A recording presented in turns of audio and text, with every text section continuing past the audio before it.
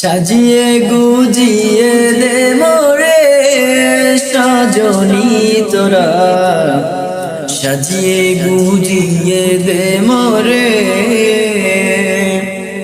সাজিয়ে গুজিয়ে দে মোরে সজনী তোরা, সাজিয়ে গুজিয়ে দে মোরে।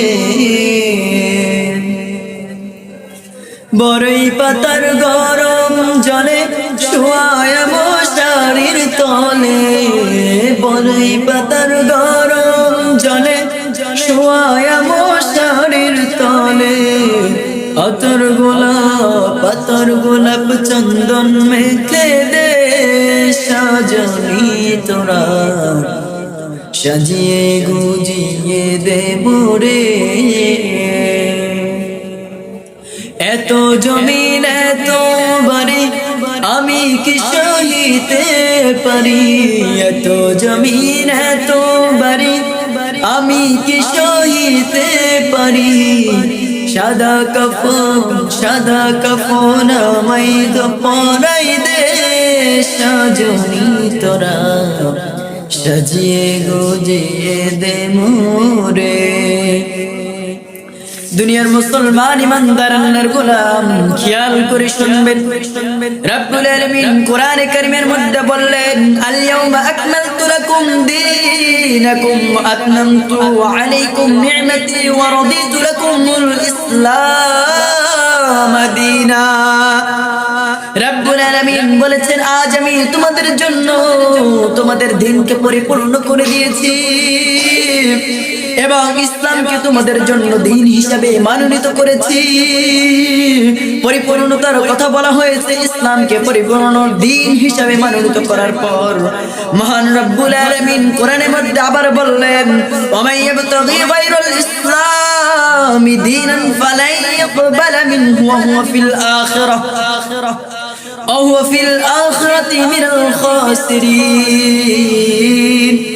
ইসলাম ব্যতীত কোন ধর্ম কেউ যদি অবলম্বন করে, কেউ যদি স্বীকার করে, রব্বুল আলামিন বলেছে ওয়া ফিল আখিরাতি মিনাল খাসিরিন, আখিরাতের দিন কঠিন ভয়াবহ দিন কিয়ামতের ময়দানে কেউ যদি দুনিয়াতে থাকতে জানা সত্ত্বেও জেনেও না জানার ভান করে জানায় অনিচ্ছায় ইচ্ছায় অনিচ্ছায় এই দিনকে অস্বীকার করেছে, ইসলামকে অস্বীকার করেছে, তাদেরকে তারা যদি কোনো ধর্ম নিয়ে আমার কাছে হাজির হয়, তাদের কোনো কথা শোনা হবে না, তাদের বিশ্বাস গ্রহণ করা হবে না, তাদের কোনো ধর্ম থেকে আশা নিয়ে কিয়ামতের দিন সেই দিন ক্ষতিগ্রস্তর কাতারে তারা দাঁড়াবে।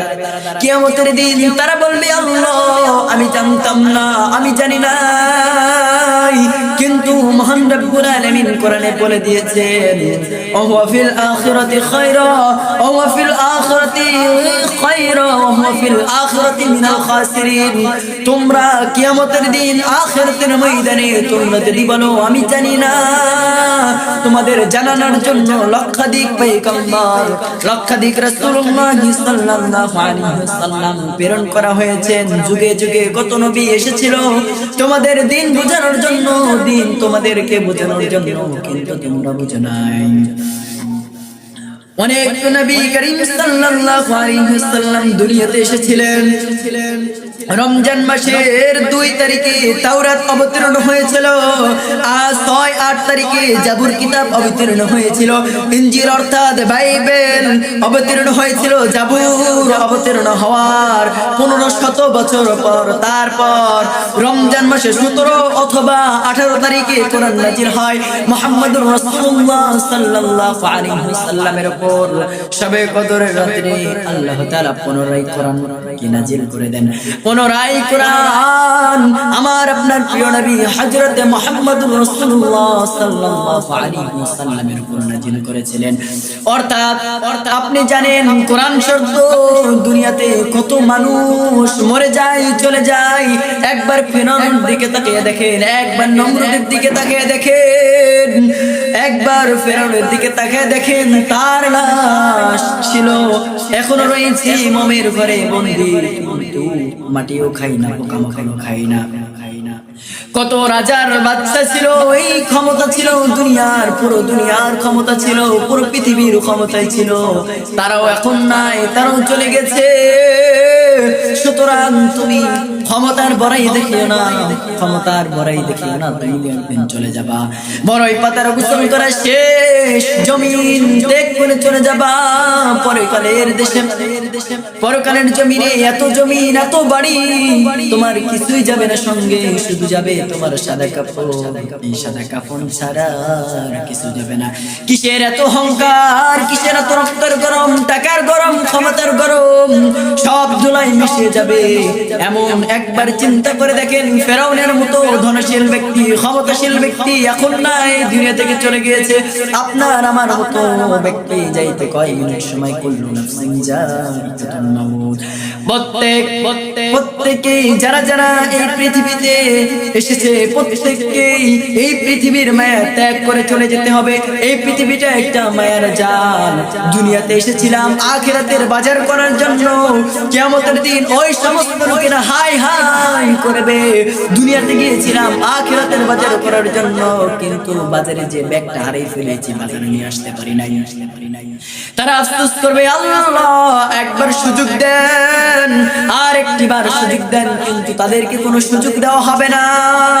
তারা আফসোস করবে, আল্লাহর কাছে বলবে, আল্লাহ আপনি একবার সুযোগ দিয়ে দেন। কিন্তু আল্লাহ রাব্বুল আলামিন কোরআনের ভিতরে এমন কোনো কথা নেই, বলে নাই কোরআন শুনলে আল্লাহর কথা শোনা হয়, কোরআন পড়লে আল্লাহর কথা বলা হয়, আল্লাহর কথা শোনা হয়, আল্লাহর কথা বলা হয়। আল্লাহ এমন কোনো জিনিস নাই যে বলে নাই। 18 মাখলুকাত সৃষ্টি করেছেন মহান রব্বুল আলামিন, সব কিছু কোরআনের ভিতরে আছে। কোরআন জেনেও না জানার ভান করো, এই সমস্ত লোকেরা কিয়ামতের দিন ভয়াবহ শাস্তি ভোগ করবে।